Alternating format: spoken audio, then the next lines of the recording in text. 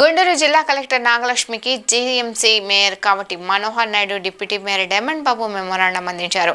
ఈ సందర్భంగా మేయర్ మనోహర్ నాయుడు మాట్లాడుతూ, మొన్న 4వ తారీఖున జీఎంసీ సమావేశంలో రోషన్ అడిగిన ప్రశ్నకి సరిగా సమాధానం ఇవ్వకపోవడం వల్లే డైమండ్ బాబు అడిగిన దానికి కమిషనర్ సమాధానం సరిగా ఇవ్వలేదని మండిపడ్డారు.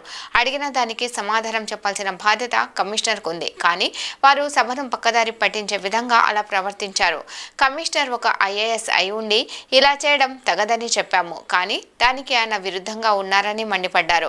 డైమండ్ బాబు మాట్లాడుతూ, 4వ తారీఖున జీఎంసీలో జరిగిన దానికి అవమానం జరిగిందని కమిషనర్ అన్నారు. 4వ తారీఖున జరిగిన ప్రతి అంశంపై కమిటీ వేసి వాస్తవాలు తెలుసుకోండి అని కలెక్టర్ని కలిశాము.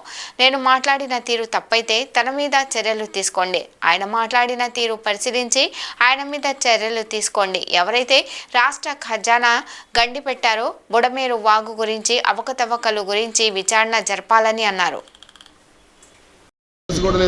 ఒక ఆయిల్ స్టాఫ్ మాత్రమే ఇచ్చారు తప్పనిచ్చి ఒక్క పర్సన్ కూడా మేము అదనంగా తీసుకున్నటువంటి దాఖలాలు లేవు. కేవలం ఇది ప్రజా ప్రయోజనాల కోసం మాత్రమే వారిని ఉపయోగించాం తప్పనిచ్చి మా వ్యక్తిగతానికి సంబంధించినటువంటి ఒక ₹2 టీ కూడా తెప్పించినటువంటి దాఖలాలు లేవు వాళ్ళతో అని చెప్పి సందర్భంగా తెలియజేసుకుంటూ, కమిషనర్ గారు తను ఒక నియంత్రణగా పోకడలు పోతూ, వాస్తవ పరిస్థితులు నేను ఒక ఐఏఎస్ ఆఫీసర్ని, ప్రజా ప్రయోజనాలు కాబట్టి ప్రజాప్రతినిధులు తెచ్చేటువంటి అంశాలని నేను పరిష్కరించాలనేటువంటి విచక్షణ ఆలోచనలు మాని ఆయన ఎక్కడా ఒక నోటీస్ లేదు, ఎక్కడ మాకు ఒక ఇంటిమేషన్ లేదు. వితౌట్ ఇంటిమేషన్, వితౌట్ నోటీసు మా దగ్గర గతంలో ఉన్నటువంటి సిబ్బందిని తీసివేసేటువంటి అధికారం ఆయనకి ఎవరిచ్చారని నేను అడుగుతా ఉన్నాను. మీరు ఏదైనా ఉంటే సిస్టంలో రూల్ ప్రకారంగా మా నోటీసులు పంపించండి, దానికి మేము రిప్లై ఇస్తాము.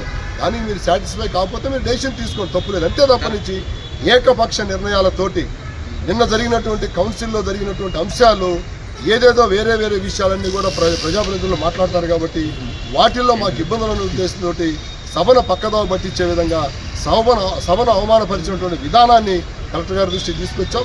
కలెక్టర్ గారు సానుకూలంగా స్పందించారు. కాబట్టి నేను ఏదైతే 2 విషయాలు చెప్పానో, ఒకటి వాస్తవాలు వెలుగులోకి రావాలి, 4వ తారీఖు జరిగిన అంశాలు. 2 బుడమేరుకు సంబంధించినటువంటి ఆర్థిక లావాదేవీల్లో అవకతవకల విషయంపైన విచారణ జరిపించాలని చెప్పి కలెక్టర్ గారిని కోరటం జరిగింది. కలెక్టర్ గారి దగ్గర నుంచి సానుకూలంగా సమాధానం వచ్చిందని చెప్పి ఎదురు చూస్తూ ఉన్నాము. దీనిపైన త్వరలోనే మళ్ళా కూడా ఇంకోసారి మేము స్పందించేటువంటి సమయం వచ్చినప్పుడు మళ్ళా స్పందిస్తామని చెప్పి సందర్భంగా తెలియజేస్తాం. ప్రశ్నకి అధికారులు సరైనటువంటి సమగ్రమైనటువంటి సమాచారం ఇవ్వకపోవటం వలన జరిగినటువంటి సంఘటనలో మరి డిప్యూటీ మేయర్ గారు 2-3 సార్లు మీరు ఇచ్చినటువంటి సమాధానం కరెక్ట్ కాదు,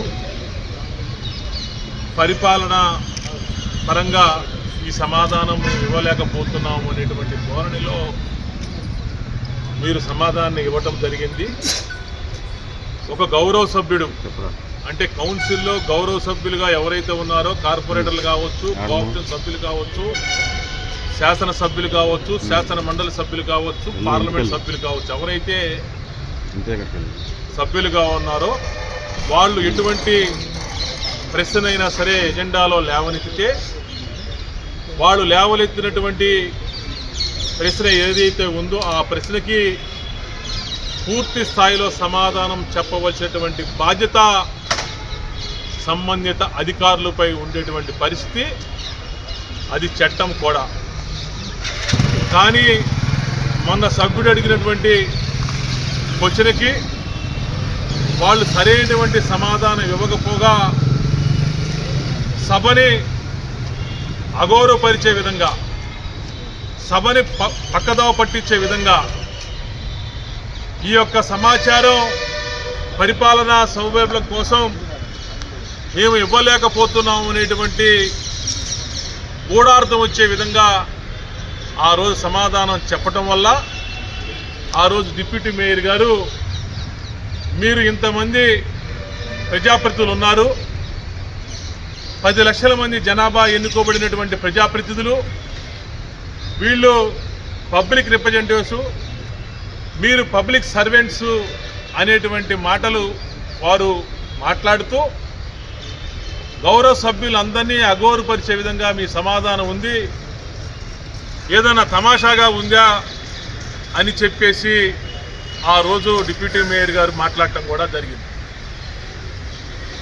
ఆ రోజు కమిషనర్ గారు ఒక అధికారి అయ్యుండి, ఒక ఐఏఎస్ అధికారి అయ్యుండి, రెవెన్యూ విభాగంలో మున్సిపల్ అడ్మినిస్ట్రేషన్లో పనిచేసేటటువంటి అనుభవం ఉండి, నేను ఆ రోజు కౌన్సిల్ అయిపోయి వాయిదా పడిన రోజు సాయంత్రం చెప్పా. పత్రికల వాళ్ళందరూ కూడా ఆ రోజు నా దగ్గర వాయిస్ తీసుకున్నారు. ఆ రోజు నేను చెప్పా ఏమని, కమిషనర్ గారు ఇలాంటి చేయటం తగదు, అనుభవమైనటువంటి వ్యక్తి, పరిపాలన మీద పూర్తిగా అవగాహన ఉన్నటువంటి వ్యక్తి, ఇలాంటి చేయటం తగదు అని చెప్పేసి ఆ రోజు ఏదైతే చెప్పావో ఈ రోజు వరకు కూడా ఆయన ఆ మాటకు పూర్తి స్థాయిలో విరుద్ధంగా వ్యవహరిస్తున్నటువంటి పరిస్థితి ఇక్కడ స్పష్టంగా కనపడతా ఉంది. ఎందుకంటే యాజ్ ఎ చైర్లో కూర్చున్నటువంటి చైర్పర్సన్గా, యాజ్ ఎ మేయర్గా అక్కడ సభ్యుడికి కమిషనర్ గారికి జరిగినటువంటి వాదనలో ఏదైనా సరే తప్పులు దొర్లితే కమిషనర్ గారు అధ్యక్ష స్థానంలో ఉన్నటువంటి నాకు సమాచారం ఇవ్వాల్సినటువంటి బాధ్యత కమిషనర్ గారిపై ఉంది. కానీ కమిషనర్ గారు ఆ రోజు ఆయన చేతిలో ఉన్నటువంటి మైకుని, అంటే నాకు కమిషనర్ గారు ముందు కూర్చొని ఉంటారు కాబట్టి ఆయన ఫేస్ నాకు కరెక్ట్గా క్లియర్గా కనపడదు కాబట్టి, నాకు ఏం జరిగిందో కరెక్ట్గా విజువల్స్ కరెక్ట్గా కనపడవు కాబట్టి నేను సరిగ్గా చూడాల. తర్వాత మీడియా ప్రతినిధులు వీడియోస్ పంపించడం వల్ల నేను చూశాను, క్లియర్గా నాకు అర్థమైంది. ఆ రోజు ఆయన చేతిలో ఉన్నటువంటి మైకుని అలా టేబుల్ మీద పడేసి, ఆయన చేతిలో ఉన్నటువంటి టేబుల్ మీద ఉన్నటువంటి పేపర్స్ తీసుకొని ఇలా నలిపేసి ఆవేశంగా ఆయన వెళ్ళేటువంటి విధానం చూస్తూ ఉంటే చాలా బాధ కలుగుతూ ఉంది. ఎందుకంటే నిన్నే చూసా, 32 సంవత్సరాలు నేను సర్వీస్ చేశాను, అనేక చోట్ల నేను ఉద్యోగ బాధ్యతలు నేను స్వీకరించాను, నాకు పూర్తి స్థాయిలో నాకు అవగాహన ఉందనేటువంటి పద్ధతిలో కమిషనర్ గారు మాట్లాడటం కూడా జరిగింది. ఇది వాస్తవం అని చెప్పేసి కూడా నేను చెప్తా ఉన్నా. కానీ